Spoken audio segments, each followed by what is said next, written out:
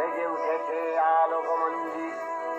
ধরণীর বহিরাকাশে অন্তরিত মেঘমালা, প্রকৃতির অন্তরাকাশে জাগরিত জ্যোতির্ময়ী জগন্মাতার আগমন বার্তা। আনন্দময়ী মহামায়ার পদধ্বনি অসীম ছন্দে বেজে উঠে রূপলোক ও রসলোকে আনে নবভাব মাধুরীর সঞ্জীবন। তাই আনন্দিতা শ্যামলী মাতৃকার চিন্ময়ীকে মৃন্ময়ীতে আবাহন। আজ চিৎশক্তি রূপিণী বিশ্বজননীর শারদশ্রী বিমণ্ডিতা প্রতিভা